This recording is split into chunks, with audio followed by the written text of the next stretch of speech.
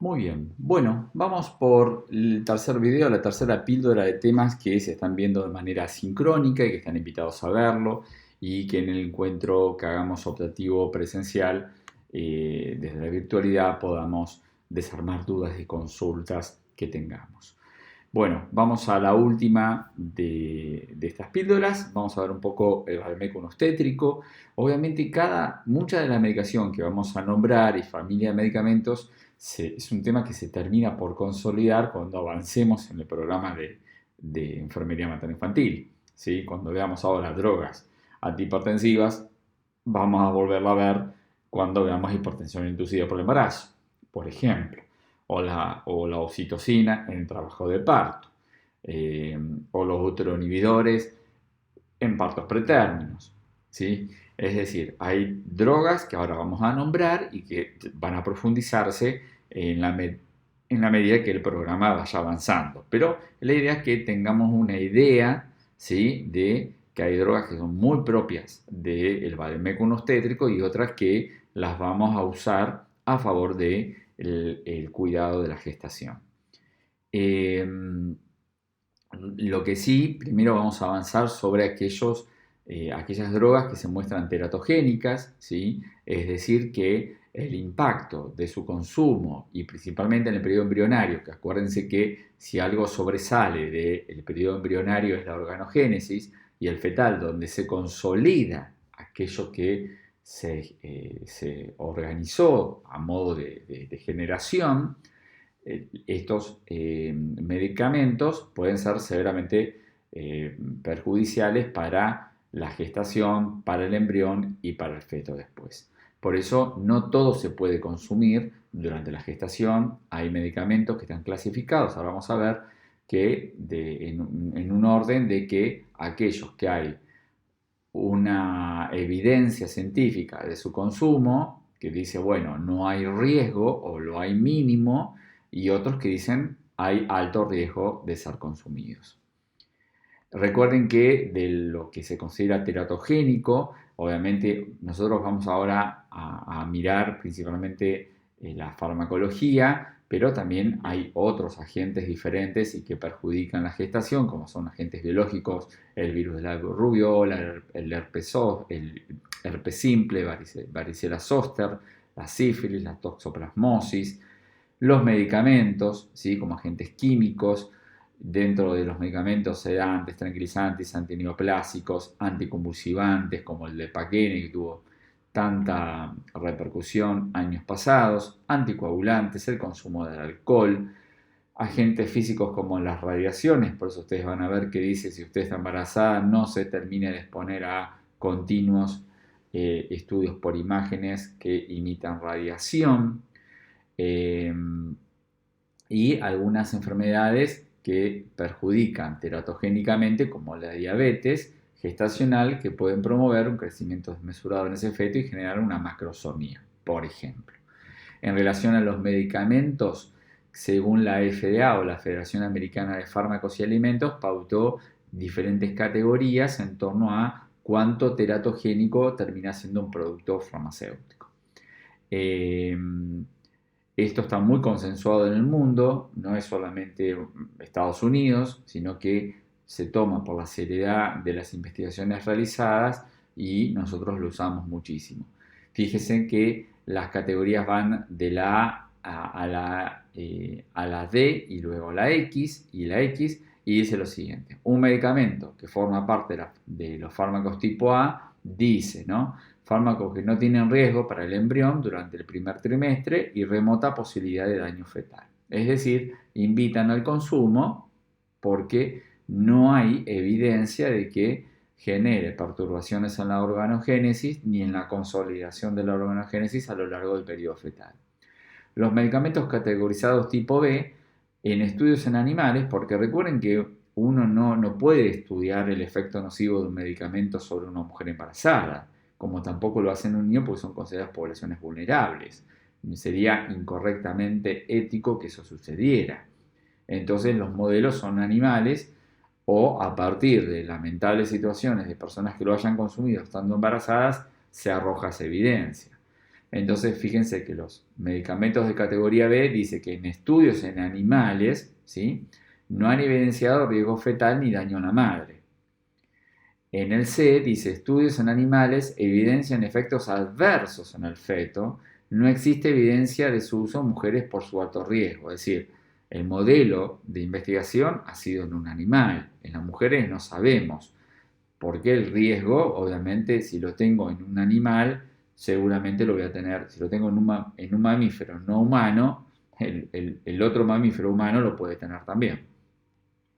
Las categorías D, evidencia positiva de riesgo humano, acá está consolidado el riesgo, solo debe usarse cuando exista riesgo de muerte o de enfermedad grave en la persona que gesta, para cuyo tratamiento no se disponga otro medicamento. Acá generalmente entran los dilemas de la quimioterapia, ¿sí? Ustedes hablan de muchos casos de mujeres que obviamente desarrollan un cáncer de mama o de útero durante la gestación y la decisión es, bueno, ¿a quién salvamos? La ley es muy clara, se salva siempre la vida de la gestante, ¿sí? Pero en mujeres que deciden, hace muy poco hubo un caso, el de, creo que la hija de Ricky Sarkani, que decidió no hacer quimioterapia por los efectos teratogénicos que iba a tener su hijo por nacer, pero bueno, el cáncer avanzó lo suficiente durante la gestación, generando que una vez nacido su hijo, ella murió a la brevedad. El tema modificaciones gravídicas, por favor, es un tema que se autogestiona, es decir, lo tienen que leer ustedes, lo tienen acá, ¿sí? Modificaciones gravídicas es un PDF, léanlo, tomen apuntes, lo pueden autogestionar ustedes perfectamente, no es difícil y cualquier duda y consulta nos mantenemos telefónicamente por mensajes o en la tutoría para dudas y consultas. Para terminar con el tema farmacología, abrimos el PDF de farmacología aplicada a la obstetricia. Fíjense que dice prestar atención a las páginas 3 y 5. Vamos a abrir este PDF. Esta es una resolución ministerial de aprobación del vádemecum obstétrico actual y vigente en la provincia de Buenos Aires, porque es donde a través del colegio de obstetricia lograron aprobarlo, ¿sí? Pero a nosotros nos sirve mucho, así que vamos a este primer anexo, ¿sí?, donde están los medicamentos divididos según la etapa de la gestación y de parto y puerperio. Fíjense que en la etapa preconcepcional, es decir, en la etapa antes de haberme embarazado, ¿sí?, en cuanto a vádemecum, tenemos el acceso a los métodos de planificación familiar, que son los anticonceptivos orales, de barrera, químicos, con el fin de prevenir embarazos no deseados, no planificados, y también la prevención de las enfermedades de transmisión sexual, muerte materna por abortos provocados. Eso entonces en la etapa preconcepcional. También tenemos en la etapa preconcepcional algo que ya venimos hablando, que es el consumo del ácido fólico para la prevención de los defectos del tubo neural. Sabíamos que por ley nacional todas las harinas están enriquecidas con vitamina B9, que es el ácido fólico, son los folatos, así que de alguna manera estamos como premedicados a nivel población. Durante la gestación, esto ya también lo vimos, el consumo de hierro y ácido fólico, hierro quizás como sulfato ferroso por vía oral para la prevención de la anemia y el retardo del crecimiento intrauterino y también parto pretérmino. Las vacunas, según normas vigentes, estuvimos viendo la triple viral acelular, ¿sí?, y la antigripal, la antihepatitis B y la vacunación anti-COVID-19. El tratamiento de infecciones como la vaginosis bacteriana y micosis vaginal, que por el cambio del pH muy propio de la gestación hacen que la mujer esté expuesta a este tipo de problemas, para la prevención del parto pretérmino. Recuerden que toda infección bacteriana o micótica, tanto en la vagina como en las infecciones urinarias, desencadenan actividad infecciosa sobre el corio en el amnios, generando corioamionitis o rotura prematura de las membranas ovulares. Esto lo vamos a entender mucho más cuando veamos el tema. Entonces acá obviamente el tratamiento es antibiótico siempre. Analgésicos antiespasmódicos, antieméticos, antiparasitarios en algunos casos y el consumo de uteroinhibidores, ¿sí? Estando yo embarazada, puedo llegar a necesitar el consumo de fármacos que se llaman uteroinhibidores. Esta palabra significa que hay mujeres que no llegando a su fecha probable de parto inician una dinámica uterina, una actividad contráctil del útero que puede desencadenar un parto pretérmino. Por eso, ya vamos a ver más adelante, cuando ustedes escuchen que una persona consume fármacos útero inhibidores, lo que se está inhibiendo es la dinámica uterina, que no gane regularidad, que no gane intensidad y que no gane frecuencia partal, ¿sí? Normal son las Braxton Hill que vimos que eran contracciones que aparecen durante la gestación, que son mínimamente percibidas, muy poco dolorosas, no tienen frecuencia, no tienen regularidad y no dilatan ningún cuello, ¿sí? Y mucho menos borran. En cambio, acá estamos hablando de fenómenos de dinámica uterina, de contracciones que ganan frecuencia, que son dolorosas y que empiezan a dilatar y a borrar un cuello uterino, dejando a la mujer expuesta a un parto pretérmino, antes de mis semanas que yo consideraba como normales, 38, 39, 40. Entonces, el consumo de los uteroinhibidores es como familia de lo aquello que vamos a consumir. Ya cuando ustedes se acerquen al tema, vamos a ver cuáles son esos fármacos uteroinhibidores. ¿Sí? El clorhidrato de isosuprina, el atosiban, la ritrodrine, son drogas de la familia de los uteroinhibidores, por ejemplo. Durante el parto, obviamente anestésicos locales por filtración local, como la silocaína del 2% sin epinefrina para la episiotomía y la episiotrafia cuando se suture, para la prevención de los desgarros, esto también lo vamos a ver en trabajo de parto. También anestésicos epidurales para los bloqueos raquídeos, para las intervenciones cesáreas principalmente, la prevención de infecciones neonatales de forma precoz. Habíamos visto la importancia del estreptococo betamolítico, que si yo no tenía los hisopados realizados en la semana 25 y 37, bueno, tenía que preventivamente emprender un tratamiento antibiótico ya en el trabajo de parto iniciado con ampicilina. Durante el trabajo de parto también hay una fase que se llama fase activa, y dentro de la fase activa del trabajo de parto, en el periodo dilatante, que es el periodo como el principal y el primero de ellos, a veces el consumo de oxitocina, ¿sí? Que es un uterotónico, ¿sí? Al contrario del uteroinhibidor, el uterotónico aumenta el triple gradiente de concentración de presión uterina y desencadena mayor frecuencia e intensidad de las contracciones. Eso lo vamos a ver cuando veamos trabajo de parto. Entonces, la oxitocina es de la familia de los uterotónicos. También se lo conoce como ocitóxicos, ¿sí? O uterotónicos, porque aumenta la tonicidad del miometrio uterino y desencadena mayor dinámica uterina. Ya vamos a ver cómo se maneja la oxitocina, generalmente es parenteral, endovenosa, y siempre recuerden, cuanto yo más edad gestacional gano, ¿sí? La concentración de oxitocina es inversamente proporcional. A mayor caudal de edad gestacional, menor concentración de oxitocina yo necesito para desencadenar la etapa activa del trabajo de parto. Por ejemplo, van a ver que si una señora llega a su semana 39 y uno quiere activar el trabajo de parto con oxitocina, entre 5, 10, 15 unidades internacionales en 500 mililitros de solución salina normal es suficiente para el trabajo de parto en este momento. En cambio, pueden llegar a ver y escuchar, ¿sí? Algo que se llama que un paciente tenga un huevo muerto retenido, que es un embrión que ha fallecido intraútero y necesita ser evacuado.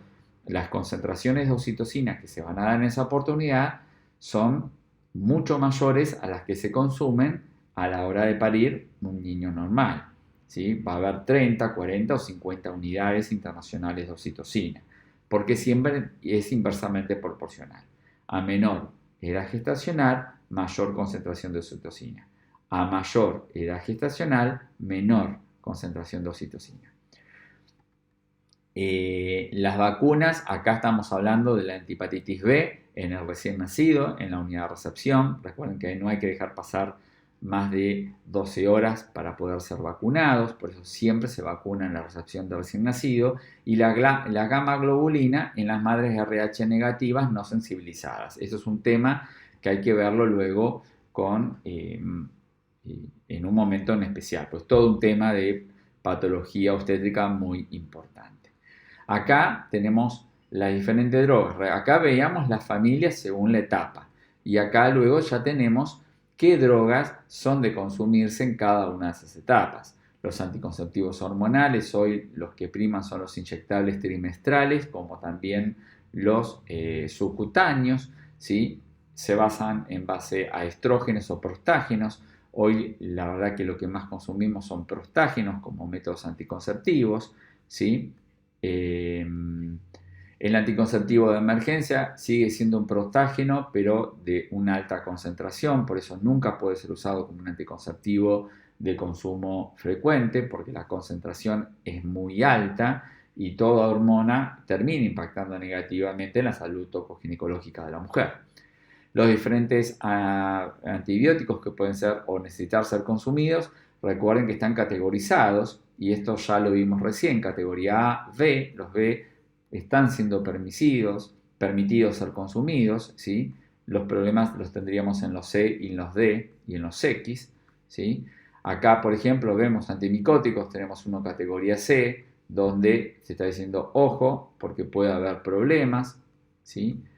Estas categorías también invitan a pensar no solamente durante la gestación, sino que dicen que a la hora de que si yo tengo que prolongar este tratamiento durante el periodo de amamantamiento, no habría mayores inconvenientes, ¿sí? Para la salud de ese niño recién nacido que está lactando. Eh, Acá tenemos algunos antihelméticos, antiácidos, que eso se da muy frecuente en las mujeres que están embarazadas, hidróxido de aluminio y magnesio, algunos antagonistas de los hidrogeniones, como la ranitidina, la encimetidina, antihipertensivos. Esto lo vamos a ver cuando hagamos hipertensión inducida al embarazo. Fíjate que tenemos de las drogas más consumidas para el tratamiento de la hipertensión inducida por el embarazo, la betalol, la alfa-metildopa, la clonidina y el sulfato de magnesio como droga anticonvulsivante, antihipertensiva para el tratamiento de lo que es una preeclampsia ya grave. Esto lo vamos a ver más adelante. Farmacología para el tratamiento de las anemias, esto ya lo vimos, hierro, ácido fólico, polivitamínicos, antieméticos, cuando la paciente está muy nauseosa, la metoclopramida y algo que se llama la hiperemesis gravídica, que es todo un problema, y estas drogas aparecen como parte del tratamiento. Antiespasmódico, el bromuro de iosina es muy conocida en el mercado. Los antiinflamatorios y AINES siempre se prefiere el consumo del paracetamol, es el que está a la vanguardia del control del dolor en la mujer embarazada, como también en su puerperio. Los corticoides los vamos a ver para la maduración pulmonar fetal. Cuando yo temo el nacimiento de un niño de forma prematura, hay que emprender que ese pulmón madure rápidamente y una forma de hacerlo es consumiendo glucocorticoides de maneras inyectables, pero también hay formas endovenosas y protocolos diferentes. Este tema también está a la espera de ser visto. Los uteroinhibidores, como recién decíamos, la intención es evitar ganar una regularidad y una frecuencia y una intensidad de dinámica uterina de contracciones que se vuelvan partales, borren y dilaten un cuello uterino y generen un parto pretérmino. Clorhidrato de isosuprina, ritrodrine, la terbutamina también, y acá falta el famoso Tosiban que se está usando mucho actualmente. De los ocitocicos, como los uterotónicos, la oxitocina está a la vanguardia del tratamiento. Luego tenemos inhibidores de la prolactina, están dentro del marco de los inhibidores de la lactancia, que es la cabergolina. Esto generalmente se usa mucho en mujeres que, por ejemplo, son portadoras de HIV, tienen a su bebé, pero no le pueden dar a amamantar, porque la transmisión del virus por la leche materna es un hecho. Entonces yo tengo que inhibir la prolactina para que no se produzca leche, porque si no voy a tener pechos ingurgitados de leche y puedo desencadenar una mastitis. Entonces se da inhibidores de la prolactina, que son inhibidores de la lactancia, como la cabergolina, para evitar la elaboración de leche materna.